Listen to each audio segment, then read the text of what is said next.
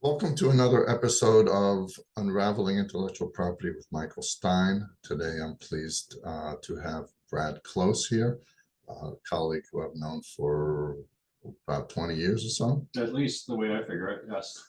Okay, well, Brad, you're an executive vice president at Trans-Pacific, the first full-service IP company based in Asia. Since 2004, the company has grown to become a leading IP monetization firm in Asia with a reputation that extends worldwide, and you oversee the company's patent monetization operations in North America. You've also assumed a leadership role at a global IP company, and you continue to be featured guest speakers on other podcasts and other speaking engagements, so I'm honored to have you here. Thank you. So let's get started. How did you get into intellectual property in the first place? And then I guess from there, how did you get to where you are today? Well, wow, to rewind, I have a degree in biochemistry, was deciding what to do with that, found out that there was such a branch of the law called patent attorneys. I guess I have my university counseling office to thank for that, discovering such a thing, and thought, wow, that's a very good niche. I'd always been interested in the law and always interested in science, so it seemed like a natural fit. I applied to Franklin Pierce Law School in Concord, New Hampshire. At the time, they were about one of two in the world, law schools in the world that did intellectual property. They're really specialized in intellectual property. I applied and got in. And then from there, started work more or less immediately on patent prosecution. Joined a Silicon Valley based office and started doing patent applications, drafting patents, arguing them before the patent office, sometimes all the way going up into appeals. And that was interesting for a few years. Must have done a couple hundred patent applications, a lot more amendments, and even some arguments and examiner interviews when they used to allow those, or they're sort of, they do them, they're via Zoom these days. But had a client, very large client, that had a lot of patents that they weren't doing anything with. They were just going to waste. So through some conversations, I decided to try to take those patents on and do something with them. So ended up selling a few hundred patents to a company called Trans-Pacific, which is where I am. This was when you were at the law firm? This is when I was at the law firm. Yeah. Okay. This was back when I was with the law firm called Tips Group. Ended up brokering some patents to Trans-Pacific. This is about, I want to say 17 years ago or so. I got to know the CEO, Guy Prue. Thought, wow, that was a little bit more fun than drafting patent applications. Nothing wrong with having drafted patent applications, but when you hit about 100 or so, the novelty wears off, I think. So there was some new novelty in doing some deal making. And I thought, okay, let's do that. And I would just tell people that I was doing a little bit more on the monetization side, on the, you could call it patent brokering side. And there was quite a need. Everyone I talked to, it seemed, or at least every other person I talked to in the field said, oh, I have someone that may be interested in selling their patents or making money from their patents, or doing something with them instead of having them, in some regards, go to waste or just sit there, as can often happen. So I did that for a number of years, and that was very interesting. But the markets kind of shifted a little bit. It used to be that a lot of people were buying patents back in the day. Patents have become harder to enforce, easier to invalidate, and the overall trend, I think, for larger companies is we don't really need a buying program anymore. We can just, invalidate patents. Right, so they do that like as a business strategy. Right. I mean, like an Apple can afford to deal with an issue once it comes up, appeal the hell out of it. And I'm not quoting any particular company. I'm sorry, I'm not picking on Apple. I love Apple. But I've heard from at cocktail parties, I've heard counsel for some companies say strategy has changed. We'll leave it at that. To go more to the why bother? Right? Let's invalidate. instead of proactively going out and seeing every patent that you may be infringing when you are launching a new product, let's just wait and see what comes after us. A certain percentage of those are going to be invalid. A certain percentage of those will get invalid, even if maybe arguably they shouldn't have been invalid. If you watch how things like the PTAB sometimes work, it seems like a lot got stacked against patents, and a lot of companies decided to sort of move on from the buying program.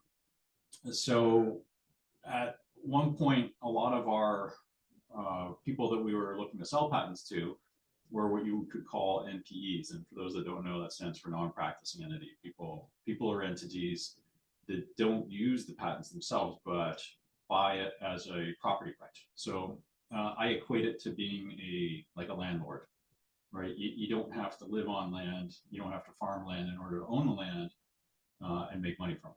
So it's something along the lines of that sort of right, where other people have these rights. They want to make some money. You come along as a prospector and say, okay, well, if there's value here, we'll pay you money for your rights, and then we'll go out and try to acquire licenses from them. And so over the past 5 or 6 years, that's sort of what I've stepped into. I still do patent brokering where it makes sense. I'm still happy to do patent brokering, but for the most part, I've stepped into the shoes of doing this NPE practice of looking for patent rights that really need a home, as it were. Okay, so yeah, so without getting into any secret sauce, I should say, how do you come across these portfolios? So it's largely like word of mouth. Like, how do you get clients? Okay, so you have obviously through all these years an extensive network of people in the industry. That's right. That's right. So I've over the years met dozens or hundreds of people in sort of this patent monetization space, as well as different people at different companies, and often they're wanting to make money from their patents. Now it's its own like niche space, so it's not easy to run a licensing campaign. Often the in-house company doesn't know what to do, doesn't even want to do it themselves. They'd rather just outsource that, kind of like you'd want to outsource a haircut in some regards. So, or your accounting, or you know, whatever analogy you want. So I get approached by people I know. Sometimes it's people I've worked with before. Sometimes it's old law firm buddies that say, hey, I know somebody. And then it's more or less word of mouth. Yeah, like sometimes for me, I'll have a university say we're not doing anything with them, and I think I've approached you a couple times and said, here's a portfolio, and you know, what do you think can be done with it? So yeah. I assume it's a network like that. Yeah, that's right. So I've heard from, and I know some companies, they're not necessarily using all of these inventions that they do. I assume that they want to make some money off of their research. Yeah. So I said earlier the term NPE, but quite frankly, a lot of so-called practicing companies, like the big blue chip companies, they themselves develop technology that they don't use. So they even become NPEs. They have all of this money that went into research and development, and for whatever reason, they're not using it. Now, the number of reasons can be huge. Often companies are innovative, they have some idea, but then they lose out in the marketplace for a variety of reasons. Sometimes they aren't big enough, sometimes their ideas just get ripped off, and they're just left holding the patents. Now, to put that money back into sort of the R&D or the startup or whatever field it is, you need to make money. And so all these prospects, you say, coming towards me and wanting to make money from their IP, there's a reason there. It isn't just let's make money for the bottom line. It's let's recoup our investment, and then let's see if we can go back and reinvest some of those dollars. That's sort of the ecosystem that I'm dealing with. Do any of the companies just do research just to, even though they know they're not going to use it, just for the purpose of selling and licensing, or is that not so much? That's rare. Okay. I think that there are some companies that are sort of research houses, but I don't personally work with any of those. All right. Let's say somebody comes to you and I've got a portfolio, or now kind of where you've gotten into in the MPE area. What questions, like if you're looking at a portfolio, what questions do you ask the party, or what questions do you ask yourself Yes. to figure out, and how does that whole process work? Right. So I guess number one is, what do you want for it? Really? Well, without exaggeration, I have had people say that they want $200 billion.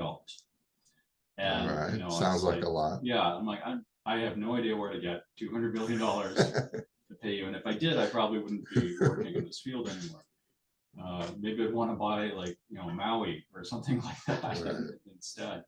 So first you have to know if the price is reasonable. So when you're starting a licensing campaign, you're looking for Rembrandts in the attic, essentially, or things in the garage. So you're looking for undervalued assets. That means that they have to be extremely valuable, right? So that the patents have to have broad coverage in an area where there's a lot of infringers. They have to be valid. They have to be well written. So you have to look through each one of those things just to say, do I want to devote the next 4 or 6 years of my life to this to try to get some licenses from it? So number one, how much do you want? If you want whatever, 200 billion, if you want a billion, or if you want even in the tens of millions, that isn't something I'm going to be able to help you with, unless it's on more of like a contingency arrangement where we share in the licensing revenue. So number one, I gotta say, how much are you wanting? How much do you want? And it could be that they're worth that much. It's just you can't afford to hire me then if they're worth that much, because I need to cover all those costs, or the company needs to cover all those costs. So, and then you get into everything else I mentioned. Is it worth running a licensing campaign? Are there players out there wanting to get the license? Meaning, are they infringing the patents? Are the patents valid? And so we vet that internally. And without hyperbole, I'd say 19 out of 20 of the things we look at just fall off somewhere in that first process. And I or one of my colleagues is actually reading the claims. We're putting eyeballs on the claims. Often we're looking at prosecution history. If it looks good, then I turn to counsel, outside litigation counsel, someone that I may want to work with over the next 4 to 6 years, and say, take a look at this. We're thinking about starting a campaign, which doesn't always mean litigation first, but unfortunately, patents are the right to sue, the right to exclude.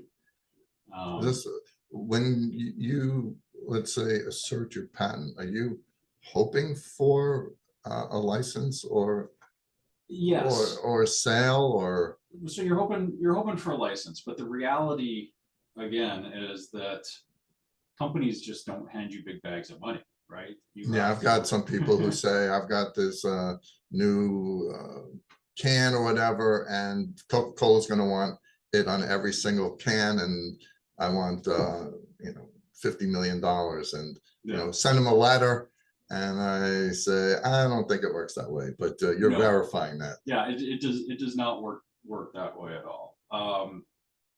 It seems as though you do have to go, at least initially, through some form of litigation, whether or not that's against everybody, against some people at the start. Maybe you have to prove up a portfolio to some extent, and that usually means a litigation. So I've had people that we've litigated say, like, well, why didn't you come to us for a license first? I'm like, well, we're 2 years into the litigation and you still haven't taken a license. What made you, why would I have come to you 2 years ago? Like, we'd be no further along. So, but that's sort of the nature. The patents are a right to exclude.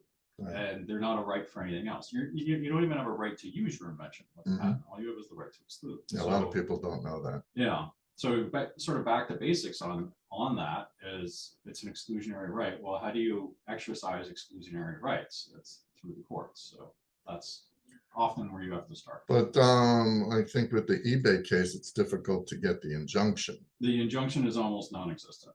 Okay, right so now. then you're almost always suing for money. Yes, Okay, yes, you're suing for money. The injunction is, I'm aware of one case that had a successful injunction in the past, I don't know, 5 years or so. Like it's so I think extraordinarily in rare. getting back to Apple and then the company Massimo or something, but that was through the ITC. Yeah, right? so ITC is a little Yes, okay, all right. ITC is slightly different. Maybe another conversation on ITC. Let's You- skip that. That's right. You could have your own ITC thing. There's some arguments whether or not being an NPE fits within the domestic industry arm of that. Okay, So right, that's an analysis I'm not prepared to. all right, undertake. understand. And is it possible to sue using one patent or most of these with a portfolio? And that, I guess, is a strategy Yeah. for companies. It Do they is. need a portfolio? So you have sort of, I guess you could say, an ideal portfolio, right? When no portfolio is ideal, but you try to work towards the ideal portfolio. You want to have multiple patents that are all being infringed, are all super valid, not subject to 101 or Alice and anything like that, because you're in a very patent unfriendly space.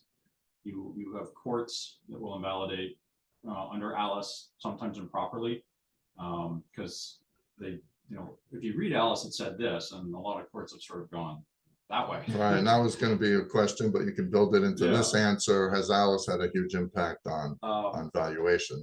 It has. So talking about patents, we've obviously pretty much lost the injunction on patents. Alice, for those of you that don't know, was a case decision that said if it's not patentable off of a computer, it's not patentable on a computer. And that's about all it said. But wow, did the courts sort of run with that and validate all sorts of areas. And it's still, years later, it's still a work in progress as to what is and is not sort of Alice prone. So you have that going against you. You have what's called the PTAB, which is the patent office that just gave you the patent. You paid money to give you the patent. I apologize to anyone working at the patent office. It's a little bit like the mob, because they say, Wow. give us money and we'll give you a patent. But this guy gave us a little bit more money, so we'll take the patent away. Now, that's sort of how it feels. Now, of course, they have their own systems and processes and things like that in place. But for a patent holder, you have the government agency that gave you a patent tell you that they did it improperly after you've just spent years and hundreds of thousands of dollars arguing this, and then they take it away, and they take it away without the preponderance being on the challenger. They take it away even though you've already gone through court and your patent's been found valid. So there's a lot of pitfalls to the PTAB that, in my mind, shouldn't necessarily exist, but they do. So back to your first question, do you go in a campaign with one patent? Probably not. Like, that would have to be the most perfect patent Right. ever, because you're running such a high risk that this patent that you think is impeccable, that is valid, some court or some PTAB or something else somewhere along the way will just not agree with you and then validate it. So you've got to start with multiple patents. And I think they have to stand or fall separately. So different families, different areas, things like that. Coming to the end of this podcast, this has been, and I've been in the field for a while. This is extremely interesting. And being that I'm, for the most part, a patent prosecutor, what are some tips during the process of preparing the application and during the prosecution that I should do or I shouldn't do in order to maximize the value of a particular patent or even a portfolio? Sure. So one thing I'd say, and this is a little bit of common knowledge in the field, that if you do have the prosecution and you own the patents and there's some live members, is try to keep filing and keep refining those claims until it doesn't make any practical sense anymore. So it's always good to keep the claims going and keep refinement. Although I know that the patent office is proposing some changes. Who knows whether those will get passed around, trying to limit we'll see what they do. I think that's personally, I think that's a right, because claims can stand or fall on a term, and terms can change, in Right. common parlance. So I think you should be allowed to refine your claims as you move along. So keep doing that for as long as, Okay. follow the rules, but Right, of keep doing course. that for as Right, long as you can. One thing that really surprised me is the idea of multi-party infringers. So the classic example is you have a cell phone tower, they're called base stations, and then you have end user devices in the mobile space. And so an example would be where your invention covers something that runs the base station and the device. And so the claim is talking about the base station and it's talking about the device. That's multi-party infringers, where you need the Verizon tower and you need the handset from the user to infringe. That's called multi-party infringers. Those are very messy claims as far as when you're trying to assert them. If you can write patents that have one entity as the infringer, let's try to stick to those. I'd say that is sort of the number one thing I didn't necessarily know when I was doing patent prosecution. Okay. And yeah, and so then the other thing I've personally noticed is these terms tend to slip into a claim during prosecution that don't appear anywhere in the specification from time to time. Now, if you know how patents get drafted, someone writes the application, they go into the patent office, and then 2 or 3 years later, someone else picks this up and has to deal with an office action. No, even in the same firm. Or, even in the same firm, like maybe you've forgotten for like 2 years later, or maybe you handed it off to someone Right. who didn't have anything to do with it. Go back and read the specification and make sure every single word you use is defined in the specification, because the habit is to use sort of common words in the art. And everybody does that. Every field has all these terms that get used and get thrown around, and you have more or less have an understanding what they mean when you're a physicist or when you're a biochemist. But those terms may not appear in the specification. So go back and every word you use, double check those, because it's very annoying when you have to explain what terms mean that should have been defined in the specification. Is it possible to add that into the specification after the initial filing? You probably shouldn't go that route. You should just. All right, but let's say you have to. I don't have an answer for you. Okay, all right, fair enough. Depends on how long it's been. Right, okay. So by the time I'm looking at it, no, probably not. All right. And then do you have an area of like specialty, or do you cover all areas? So in theory, we cover all areas. I'd love to be able to help anybody with making money from their patents, right? If you think about the inventor or even the company, it's been a big investment. They've spent however many tens or hundreds of thousands of dollars, and I'd love to be able to go to every single one of them and say, yes, I can help you make money. The truth is you can't. The patents have to be really well drafted. A lot, I wouldn't say maybe a lot, but some just aren't. So if I'm looking at them, those get excluded. So don't save money drafting your patents. Make sure they're well drafted. But then the bigger issue is someone infringing, and is someone infringing the invention as it is claimed? You might have an idea in your head what your invention is, but the actual claims often put in these little limitations that maybe the inventor themselves wasn't really aware that these limitations were sneaking in. So there has to be people out there using your invention as it's claimed, and that's when you get to the 1 in 20, even 1 in 100 actually fit into that category. Yeah, I was thinking when I initially asked, but that's a good response. Telecommunications, electronics, chemical. So by nature of what I said, consumer electronics tend to fit into that fairly well because of their product cycle, right? You're looking at product cycles that are 7-8 years. So things that were invented 10 years ago can be getting in, can now be really involved in the components now.